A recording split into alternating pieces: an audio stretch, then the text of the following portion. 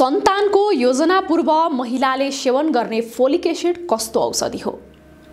दम्पतिले सन्तानको योजना बनाउँदै गर्दा धेरै कुराहरूमा ध्यान पुर्याउनु पर्छ। तर हाम्रो नेपालको परिप्रेक्ष्यमा पूर्व योजना बनाएर सन्तान जन्माउने दम्पति निकै कम छन्। बिना तयारी गर्भमा सन्तान रहेको थाहा भएपछि मात्रै दम्पति अस्पताल पुग्ने गर्छन्। गर्भवती भए पश्चात मात्रै स्वास्थ्यमा ध्यान दिनुपर्ने र चेकजाँच गराउनु पर्ने हाम्रो मान्यता र बुझाइ छ, जुन गलत बुझाइ रहेको स्वास्थ्य विज्ञहरू सुनाउँछन्। पछिल्लो समय फोलिक एसिड औषधिका बारेमा चर्चा परिचर्चा हुने गरेको छ। यसले शिशुको शारीरिक विकासमा महत्त्वपूर्ण भूमिका निर्वाह गर्ने चिकित्सक बताउँछन्।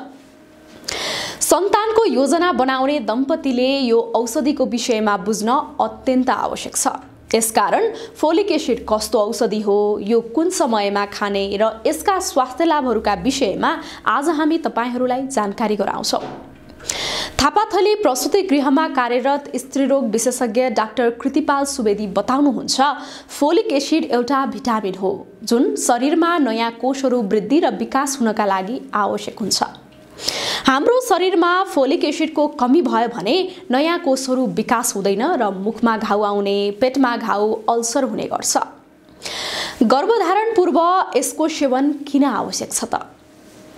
फोलिक एसिडले खाने बित्तिकै काम गर्ने भन्दा पनि गर्भधारण गर्नु पूर्व करिब 2-3 महिना अघि सेवन गरियो भने शरीरको रगतमा फोलिक एसिडको मात्रा लेभलमा पुग्छ। लेभलमा पुगेर बच्चा बसेपछि बच्चाहरूको कोषको एकदम तीव्र गतिमा विकास हुन थाल्छ। यसले सेल्सहरू डिभाइड हुन थाल्छ र यो समयमा फोलिक एसिडको कमी भयो भने कोषहरूको वृद्धि विकास राम्ररी हुन पाउँदैन। बच्चाको शरीरको अङ्गहरू बन्ने भनेको सुरुको 3 महिनामा हो। 3 महिनापछि सोही बनेका अङ्गहरू बढ्ने मात्रै हुन्। सुरुका 3 महिनामा मुटु, कलेजो, किडनी सबै बनिसक्छ। बाँकी 6 महिनामा ती अङ्गहरू ठूलो हुँदै जान्छन्। यसकारण सुरुको 3 महिनामा फोलिक एसिडको कमी भयो भने बच्चाहरूमा नसाको समस्या हुन सक्छ। हाम्रो टाउकोदेखि ढाडसम्मको नसा स्पाइनल कर्डको वृद्धि विकासमा खराबी आउँछ। अर्को कुरा के छ भने हाम्रो शरीर चलाउने सम्पूर्ण नसा टाउको र ढाडबाट निस्किन्छ। यो नै हाम्रो शरीरको मूल बनावट हो। यसकारण पनि गर्भधारण पूर्व फोलिक एसिडको सेवन गर्न आवश्यक छ। हामीले हाम्रो खानपान जस्तै हरियो सागपात, गेडागुडी, हरियो फलफुल लगायतका खानेकुराहरूबाट पनि फोलिक एसिड पाउँछौँ। तर आम मानिस जस्तो गर्भावस्थाको समयमा खानपानबाट पाइने फोलिक एसिड पर्याप्त हुँदैन।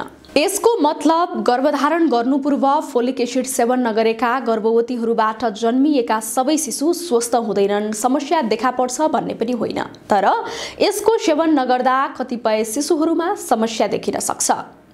डाक्टर सुवेदी भन्नुहुन्छ, दम्पतिले पूर्व तयारी गर्न र सकेसम्म फोलिक एसिडको सेवन गर्न हामी सुझाव दिन्छौँ।